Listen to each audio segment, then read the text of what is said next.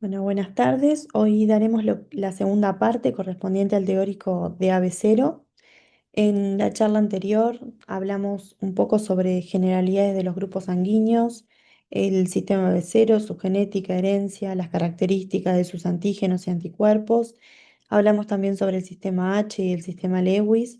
Y en esta oportunidad vamos a centrarnos en lo que son las pruebas de determinación del grupo sanguíneo AB0 y también en los subgrupos de este sistema. Bueno, la clasificación sanguínea la vamos a realizar en función de las características antigénicas, o sea, la presencia o la ausencia de determinado antígeno en la superficie del eritrocito y su correspondiente anticuerpo en plasma es lo que va a determinar la positividad o la negatividad de un grupo sanguíneo. Bien. Em, Entonces, para la determinación de este grupo tenemos las técnicas de hemaglutinación directa que constan de dos fases. Por un lado tenemos la fase globular, también llamada directa o de aglutinógenos, que busca identificar el antígeno, y una fase sérica o inversa, o también llamada de aglutininas, que busca identificar el anticuerpo. Ambas fases son complementarias y una va a confirmar a la otra. Y se deben realizar siempre estas dos fases para poder confirmar un grupo sanguíneo. ¿Ah? Las únicas dos situaciones particulares en donde no realizamos la fase sérica, o sea, la fase inversa, es en la clasificación de rutina de un recién nacido, porque como hablamos la clase anterior, los anticuerpos del AB0 no están desarrollados al nacer y por lo tanto si buscamos anticuerpos estaríamos estudiando los anticuerpos anti-A y anti-B maternos y también en el estudio a pie de cama previa transfusión de un paciente, ya que se realiza por punción digital y bueno, obviamente no vamos a obtener plasma mediante la punción digital. El resto siempre vamos a utilizar las dos fases. Bien, en la fase globular nosotros vamos a enfrentar una suspensión de glóbulos rojos del paciente o del donante que es desconocido a sueros comerciales que conocemos. Sabemos que este es el anti-A y que contiene anticuerpo anti-A, este contiene anticuerpos anti-B y este contiene anticuerpos anti-AB. En la fase sérica por el contrario, desconocemos lo que es el suero o el plasma, o sea, no conocemos qué anticuerpo tiene el paciente y lo vamos a enfrentar a células o a pools de células conocidas, células A, B y 0, que pueden ser comerciales, como son las que se ven en la foto, o de elaboración in-house. ¿Tá? Está siempre respetando lo que son las concentraciones de estas suspensiones, dependiendo de la técnica que estemos utilizando. Entonces, como saben, la reacción antígeno-anticuerpo se va a poner de manifiesto en forma de aglutinación, ¿tá? Aunque es importante también saber que la hemólisis la debemos interpretar como un resultado positivo. Entonces, en la fase globular, lo primero que vamos a dispensar son los reactivos. Primero siempre se coloca el anti-B, luego el anti-A y el anti-B. La cantidad va a depender de la técnica, si estamos trabajando en tubo, en técnica en microplaca, por ejemplo, o en gel, y a posterior una suspensión de los glóbulos rojos del individuo en estudio, cuya concentración también va a depender de la técnica. Si trabajamos, por ejemplo, en tubo, es la suspensión a un 2, un 3%, si trabajamos en lámina, un 5%, o microtécnica en gel o microplaca, al 0,8, 1%. A posterior, vamos, como ven acá, perdón, los reactivos tienen un orden de colocación, ¿tá? Va primero el anti-B, luego el anti-A y a posterior el anti-B. La excepción a esto son las tarjetas de gel que ya están presembradas y los reactivos comienzan con el anti-A. Por otro lado, vamos a tener la fase sérica, que lo primero que vamos a dispensar va a ser el suero o el plasma problema. Como dijimos, desconocemos qué anticuerpo tiene esa persona. Y a posterior vamos a colocar una suspensión de las células puliadas de la B0 que son conocidas, comerciales o de elaboración in-house. Y la lectura se va a hacer con ambas fases, tanto con la fase globular como la fase sérica, dependiendo de la presencia o ausencia de aglutinación. Por lo tanto, un individuo de grupo sanguíneo A va a tener en la fase globular, sus glóbulos rojos van a aglutinar con el reactivo anti-A y el anti-AB, no van a aglutinar con el reactivo anti-B, y en la fase sérica va a tener únicamente anticuerpos anti-B, o lo que se dice beta. Un individuo de grupo B va a aglutinar con el reactivo anti-B y anti-AB, no va a aglutinar con el reactivo anti-A, y en la fase sérica va a contener anticuerpos anti-A únicamente. El resto va a ser negativo. Un individuo de grupo sanguíneo AB va a aglutinar con los tres reactivos, tanto anti-B, anti-A y anti-AB, pero en su fase sérica no va a contener aglutinación, no va a contener anticuerpos contra el AB0. Y un individuo de grupo cero va a haber ausencia total de aglutinación en la fase globular, tanto con anti-B, anti-A y anti-AB, y en la fase sérica va a presentar anticuerpos anti-A y anti-AB, y como ven siempre los glóbulos rojos cero sirven como forma de control por ausencia de aglutinación, ¿no? Bien, para el estudio de AB0 contamos con diferentes plataformas de estudio, algunas son manuales, otras son semiautomatizadas. Para comenzar con las manuales, vemos acá tarjetas de gel en las que dijimos trabajamos al 0,8 al 1% y las mismas ya están cargadas de reactivos. Como ven, el anti-A va primero, como excepción de que el anti-B usamos manualmente, el primer reactivo que usamos es ese. Acá puntualmente les muestro dos, una que sirve para el estudio de recién nacido y de donantes. Esto es porque tiene un reactivo que reconoce la variante D6 del antígeno D del sistema RH y una tarjeta que también tiene para la fase globular del AB0, pero que sirve para pacientes y embarazadas porque contiene un reactivo que no detecta la variante D6. Bien. Bien, como ven acá, la fase sérica nosotros la debemos realizar en otra tarjeta, de la cual acá no hay una foto, pero es una tarjeta salino, o sea, no está presembrada con ningún reactivo y solo contiene una solución salina, en la cual colocamos los pools de células A, B y 0 y a posterior el suero para verificar si hay presencia o no de anticuerpos contra la B0. Luego tenemos la microplaca en la que también vamos a trabajar al 1%. Esta foto quizás no es la mejor, pero se ve claramente cómo permite realizar ambas fases, tanto la fase globular como la fase sérica del ABC. Quizás lleguen a visualizar que las filas están identificadas con letras, dice A, B y C, y a posterior sigue hasta la H. Y esto es porque en el pocillo A se debe colocar el reactivo anti-B, acá está al revés, el anti-B siempre es amarillo, en el B el anti-A, en el C el anti-AB. A posterior se van a colocar los reactivos RH y RH de control, o se puede también colocar la fase sérica, los glóbulos rojos A, B y 0. También se puede prescindir de los glóbulos rojos ceros y hacer al final un autocontrol, ¿tá? Si ven, una de las grandes diferencias entre lo que es la microplaca y la tarjeta es que la microplaca permite el estudio de hasta 12 individuos en simultáneo y la tarjeta solo en uno, si bien la microplaca implica un mayor tiempo de estudio. Luego tenemos la plataforma en tubo, tanto en esta foto como acá, que es una de las técnicas más sensibles con las que contamos, donde podemos realizar cualquier tipo de estudios.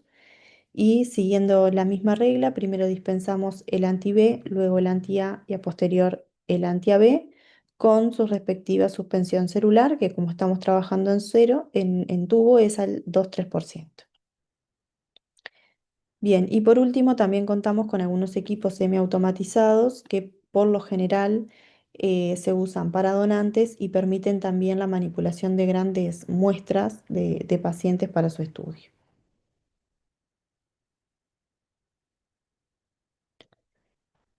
Bien, entonces a modo de resumen, una vez más decimos que hablando del sistema AB0, Un individuo que tiene un grupo sanguíneo A va a presentar en sus glóbulos rojos y en otras células el antígeno A, en su plasma el anticuerpo anti-B. Genotípicamente va a ser AA o A0, siempre en este caso, como dijimos que era dominante, es el que se va a manifestar y puede tener subgrupos, como vamos a ver. Un individuo de grupo B va a tener en los glóbulos rojos el antígeno B, el anticuerpo en plasma anti-A, genotípicamente va a ser BB o B0, manifestándose el B, y también admite subgrupos. Un individuo de grupo AB va a tener el antígeno A y B en los glóbulos rojos, en plasma no va a tener anticuerpos, genotípicamente va a ser AB, no le queda otra opción, y también admite subgrupos. Bien. Y por último, los individuos de grupo cero, al carecer de antígenos en la membrana del glóbulo rojo, en el plasma va a contener anticuerpos anti-A y anti-AB y, perdón, anti-A y anti-B y un anti-AB que no vamos a poder disociar. Y genotípicamente únicamente admite que sea 0,0. ¿Ah? Y el 0 no admite subgrupos. Los subgrupos son del A, del B y de la B. Bien, ahora vamos a pasar a la segunda parte del teórico, que es el control de calidad. Estos son procedimientos que tienen como objetivo garantizar la eficacia y la seguridad de todos los materiales empleados en la práctica inmunohematológica.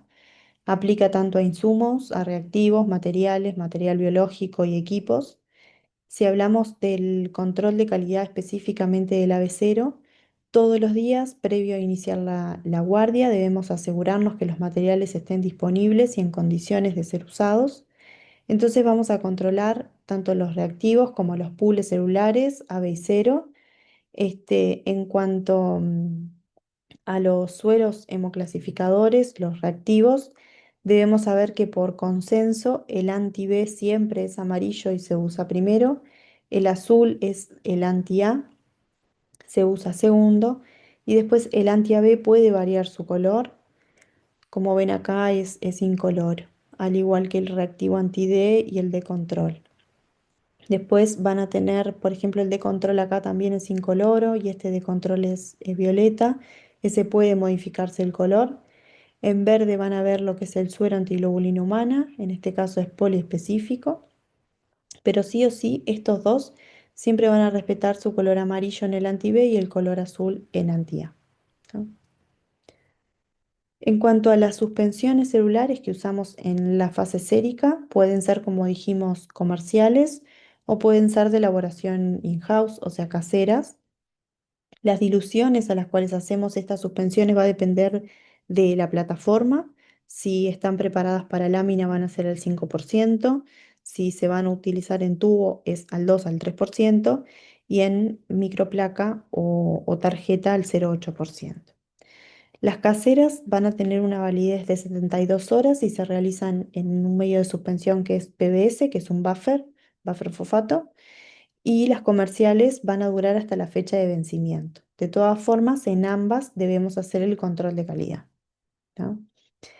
Para realizar estas suspensiones celulares debemos contar con muestras de AB0 frescas, que no tengan hemólisis, que no tengan partículas y que sean de donantes con una serología no reactiva. ¿Tá? Deben estar correctamente rotuladas. Acá como ven en la imagen, tienen su título, son A, B y 0. Están al 5%, por lo tanto corresponden a una suspensión para lámina. Está su fecha de elaboración para poder validarlas por 72 horas y su medio de suspensión que es el PBS. ¿Tá? También debería estar rotulado acá el resultado del test de cum directo negativo, que es el que las habilita para su uso. Bien, el control de calidad implica, por un lado, la inspección visual. ¿Tá? El frasco debe estar en buenas condiciones, con su respectiva etiqueta, respetando la temperatura de almacenamiento. Nos debe mostrar, bueno, no debe mostrar ningún coágulo, ninguna partícula, turbidez, no debe presentar hemólisis. En cuanto al rótulo, si bien el diseño de cada laboratorio es diferente, debe contar, como vemos acá, con el nombre del reactivo. por ejemplo, el fabricante, en este caso Simucor, acá es Diagast, la fecha de vencimiento y algunas consideraciones especiales que pueda tener el propio reactivo. Todos van a contar con un inserto que contiene información sobre lo que es la metodología de la prueba, los materiales necesarios para el estudio, cómo se interpretan los resultados, algunas limitaciones que pueda tener el reactivo y observaciones que nos quiera hacer el fabricante. Vamos a estudiar, que esto es muy importante, lo que es la avidez de la reacción, que es la velocidad y la intensidad de la reacción antígeno-anticuerpo al inicio de la aglutinación y se va a medir en segundos, ¿tá? Si hablamos de AB0, debe tener una avidez muy alta, o sea, en pocos segundos ese reactivo debe ser capaz de mostrar la aglutinación en caso de que existan antígenos contra el anticuerpo em, que estoy colocando. Vamos a estudiar también la especificidad, que es la capacidad del anticuerpo de reconocer únicamente a su antígeno y no otro. Esto quiere decir que el reactivo anti-A debe ser capaz, por ejemplo, de reconocer únicamente el antígeno A y no el antígeno B, y el reactivo anti-B debe ser capaz de reconocer únicamente el antígeno B y no otro anticuerpo. Vamos a estudiar el título, que corresponde a la última dilución en la que reacciona el anticuerpo o el antisuero con su respectivo antígeno. Esto nos habla más que nada de la cantidad de anticuerpos que hay. El score de reacción, que es muy importante, y es la puntuación que le damos a cada una de las reacciones, que vamos a hablar, que va desde un negativo hasta una aglutinación de 4 cruces, que es la máxima, dependiendo del patrón.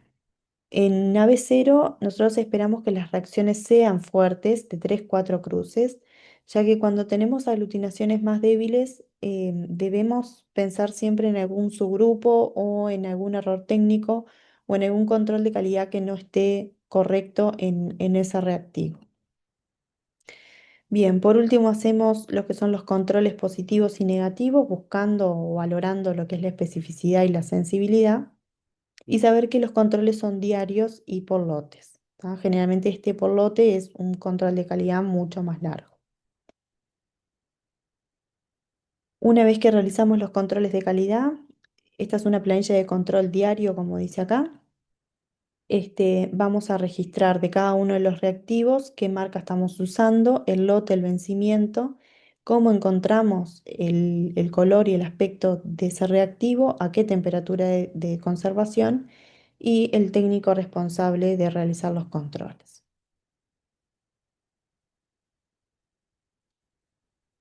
Bien, ahora vamos a hablar un poco de discrepancias, si bien no voy a entrar en profundidad en este tema porque van a contar con un teórico específico.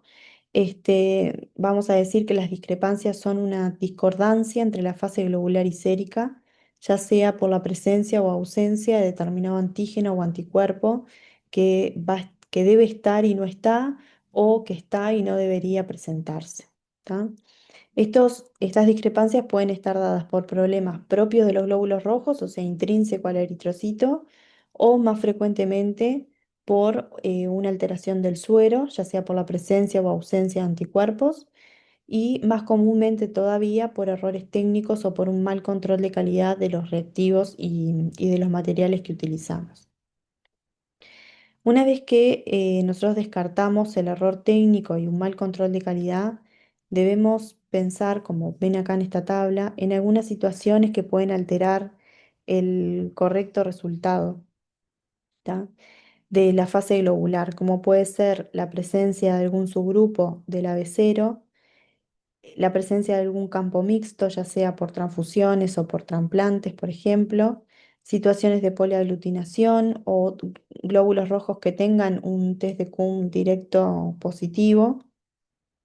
Después, como me dijimos, más frecuentemente discrepancias mediadas por suero, por presencia de anticuerpos, también por subgrupos del AB0 o por la presencia de anticuerpos naturales distintos del AB0 o irregulares o inmunes también, por la presencia de anticuerpos dados por transfusión de grandes volúmenes de plasma compatibles no isogrupos, por ganancia pasiva de anticuerpos, o por el contrario, la ausencia de anticuerpos en algunas determinadas enfermedades que disminuyen las cantidades de proteínas y de anticuerpos, como por ejemplo las enfermedades que inmunodeprimen a los pacientes, hipogamaglobulinemias, agamaglobulinemias, que serológicamente se van a manifestar como ausencia de anticuerpos que deberíamos encontrar en la fase sérica. Bien, y esto es sumamente importante, que cuando nosotros nos enfrentamos a una discrepancia, no vamos a poder informar el grupo sanguíneo de la persona, ya que un error en la clasificación tanto del donante como del receptor, como vimos, puede llevar a una transfusión que es AB0 incompatible, que tiene resultados letales. Bueno, y ahora entrando en lo que son los subgrupos del ABC0 o los subtipos también llamados del ABC0, vamos a ver que los glóbulos rojos pueden diferenciarse por la cantidad de antígenos A o B o H sobre ese glóbulo rojo, y que lo más frecuente son los subgrupos del A, pero que también hay del B y del AB.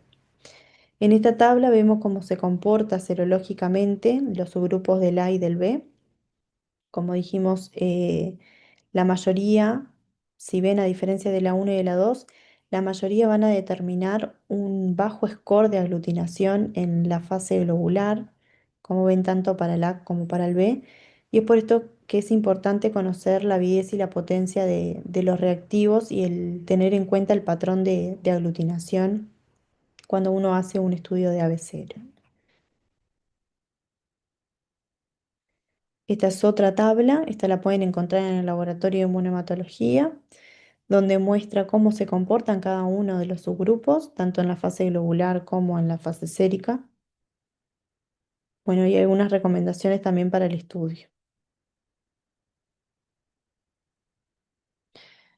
Bien, entonces si entramos en los subgrupos de A, al grupo sanguíneo A lo vamos a poder dividir en dos grandes tipos, en el A1 y en el A2.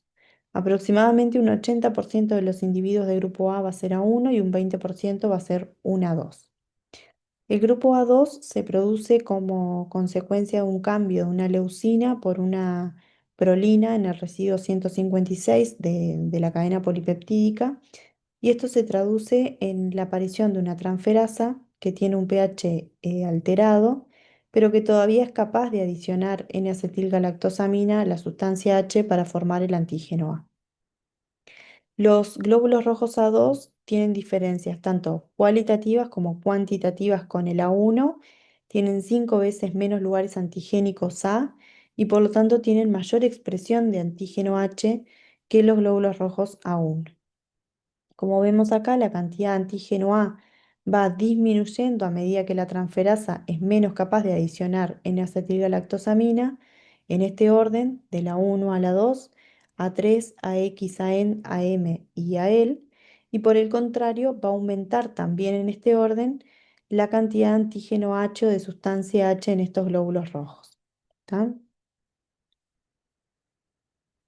Si volvemos acá a la tabla, se ve claramente cómo, como disminuye la cantidad de antígeno A, la reacción con el reactivo anti-A va a disminuir, y como aumenta la presencia de antígeno H, perdón, va a aumentar la reacción con la lectina anti-H.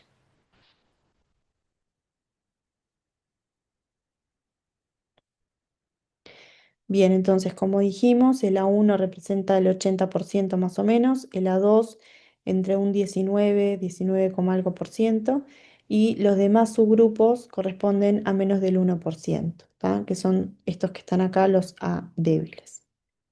Bien, entre un 1 y un 8% de los individuos A2 va a generar anticuerpos naturales anti-A1, y este porcentaje es el que vamos a poder registrar serológicamente en las pruebas de rutina, porque como vimos, el A1 y el A2 se comportan de la misma manera, ¿no? Volvemos a la tabla.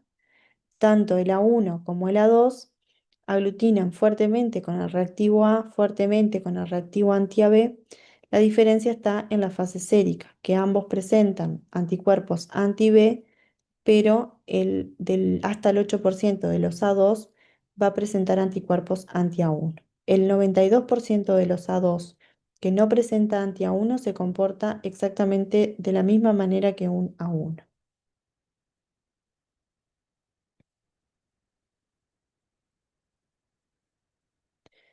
Bien, entonces, como dice acá, la única forma de diferenciar serológicamente un glóbulo rojo A1 de un A2 en las pruebas de rutina es por la presencia de una discrepancia globulosérica, que como ven acá, la fase globular clasifica para un A por aglutinar con anti-A y anti-AB, por no aglutinar con anti-B, pero la fase sérica contiene anti-A y anti-B.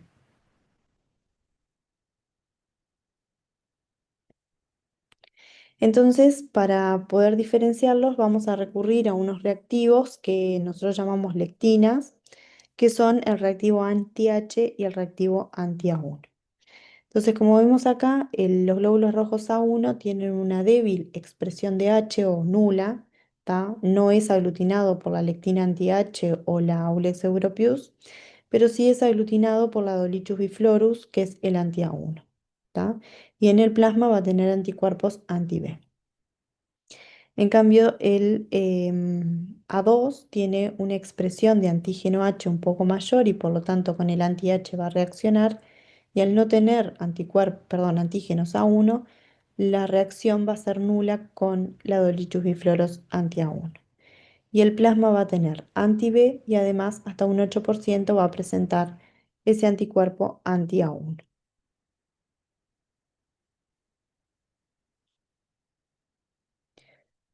Bien, otro subgrupo dentro del grupo sanguíneo A es el subgrupo A3, que con frecuencia se presenta con una débil aglutinación, ¿tá? De 1 a 3 cruces.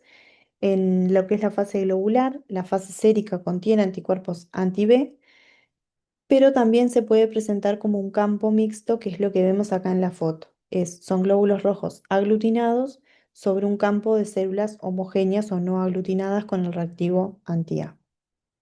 Estos pueden presentar o no anti-A1, o sea que en aquellos en los que no encontramos el anti-A1, nos debe llamar la atención este tipo de reacción o una reacción o la presencia de una reacción más débil en la fase globular. Bien, hay muchos subgrupos de A. Acá yo les voy a dejar una tabla para que ustedes vean cómo se comporta. Y bueno, para que vean que a veces es desafiante encontrar los subgrupos. Por ejemplo, el AEL clasifica en la fase globular para un 0 por no tener aglutinación con ninguno de los tres reactivos. Y la fase sérica, si bien puede no presentar anti-A1 y ya nos habla de la discrepancia, en algún porcentaje también puede presentar anticuerpos anti-A1 y comportarse totalmente como un 0. ¿Ah?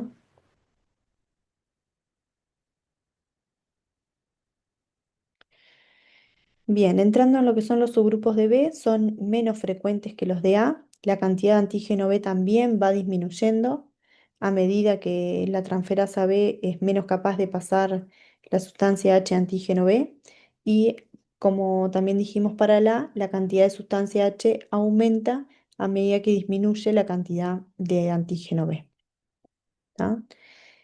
Entonces, por ejemplo, el A3, lo que nosotros vamos a ver es una aglutinación débil o un campo mixto con el anti-B y el anti-AB y la presencia de anti-A en la fase sérica.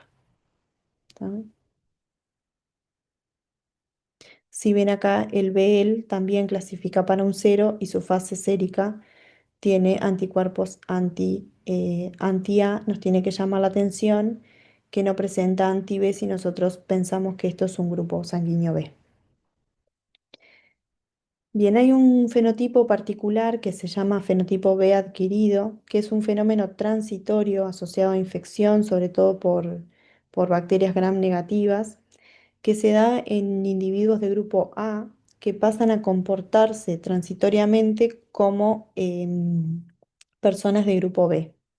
Sucede con estas bacterias que tienen una enzima, que es la N-acetilgalactosaminasa, que lo que hace es desacetilar la galactosamina del antígeno A y lo deja similar al antígeno B. ¿No? Los glóbulos rojos entonces no son aglutinados por el anti-B y en el plasma vamos a encontrar anticuerpos anti-B, porque ese individuo en realidad es de grupo sanguíneo A. Como les dije, esto es transitorio y se vuelve a modificar una vez tratada la infección. A posterior tenemos los subgrupos de AB. Existen 9 subgrupos de AB dependiendo de la cantidad de antígenos A o B en la membrana. Son estos que aparecen acá. Y vamos a hablar particularmente de lo que es el A2B, que es similar al A2. En la fase globular se va a comportar como un AB, pero entre un 22 y un 35% de estas personas va a generar anticuerpos naturales anti-A1. Por lo tanto, van a ser detectados en caso de generar una discrepancia globulosérica al igual que el A2. ¿No? Si no, para nosotros lo vamos a clasificar como una persona AB, A1B. Bien, y para finalizar vamos a hablar un poco de dos fenotipos, que son dos fenotipos nulos del AB0, el Bombay y el Parabombay. En el fenotipo Bombay los individuos son homocigotos para el gen nulo H y para el gen SE, y por lo tanto hay ausencia total en células y en secreciones de antígeno H, y por tanto tampoco va a haber antígenos A o B del sistema B0. Tienen una prevalencia de uno cada 10.000 habitantes en India y de uno cada 1 millón de habitantes en Europa. En la fase globular van a clasificar para un grupo cero, pero en plasma van a presentar anticuerpos anti-B, anti-A y anti-H, aglutinando por tanto el pool de células cero, que como dijimos tenía la máxima expresión de H. Esto lo va a hacer incompatible con todos los grupos del AB0, siendo realmente un desafío el soporte transfusional de estos pacientes. Por el contrario, el fenotipo para-Bombay también son individuos homocigotos para el gen nulo H, pero heredan un gen secretor funcional y por lo tanto a nivel de los glóbulos rojos no va a haber expresión de H ni tampoco de los antígenos del sistema AB0, porque si recuerdan la clase pasada hablamos de que era un paso crítico para la formación de estos antígenos, pero al tener el gen secretor funcional pueden haber antígenos A o B en secreciones. Tiene una prevalencia de uno cada 5.000 en Tailandia y uno cada 15.000 más o menos en China. También la fase globular va a ser para un cero, va a clasificar para grupo sanguíneo cero y puede presentar o no en plasma anticuerpos anti-B, anti-A y anti-H. Y esto también lo va a hacer incompatible con todos los grupos del sistema B0. ¿Tá? Bueno, por acá terminamos la segunda parte del teórico de AB0. Les dejo a continuación algunos de los libros utilizados para el teórico y el mail escrito en la plataforma por si tienen dudas y me puedan contactar por ahí. Muchas gracias.